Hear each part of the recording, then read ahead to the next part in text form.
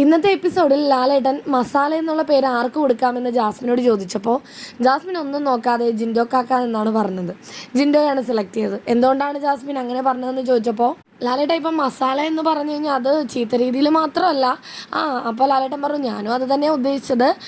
എന്ത് കാര്യമാണെങ്കിലും അത് കുറച്ചുകൂടി പൊടിപ്പും തൊങ്ങലും ഒക്കെ വെച്ച് കുറച്ച് കൂട്ടി പറയുന്ന ആൾ അത്ര മാത്രമേ ഉള്ളൂ.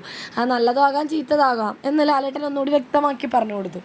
അപ്പോൾ ജാസ്മിൻ അങ്ങനെയാണെങ്കിൽ ഞാനൊരു എക്സാമ്പിൾ പറയാമോ എന്ന് ലാലേട്ടൻ ചോദിക്കുമ്പോഴാണ് ജാസ്മിൻ പറയുന്നത്, ഞാനിപ്പോൾ ഇവിടുന്ന് പോവുകയാണെങ്കിൽ എന്നെ കെട്ടിപ്പിടിച്ചിട്ട് ജിൻഡോ കാക്ക കൊച്ചെ നീ ഇവിടുന്ന് പോവുകയാണോ, ഷോ എൻ്റെ നെഞ്ച് പൊട്ടിപ്പോകുന്നു, ഞാൻ ഓർത്തില്ല നീയാണ് പോണേന്ന് അങ്ങനെയൊക്കെ പറയും. എന്നിട്ട് ഞാൻ പോയി കഴിയുമ്പോൾ അപ്പുറത്ത് പോരുന്ന് അതെനിക്ക് എപ്പോഴേ അറിയാമായിരുന്നു, അവളെ പോവുള്ളായിരുന്നു അങ്ങനെയും പറയും.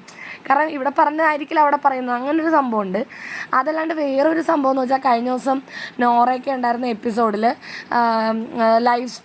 ലൈഫിൻ്റെ കാര്യമൊക്കെ പറഞ്ഞപ്പോൾ ജിൻഡോ കാക്കയുടെ കോളേജിലെ കാര്യം പറഞ്ഞപ്പോൾ അവിടുത്തെ പ്രിൻസിപ്പൾ കോൾ ദ പോലീസ് എന്നൊക്കെ പറഞ്ഞു.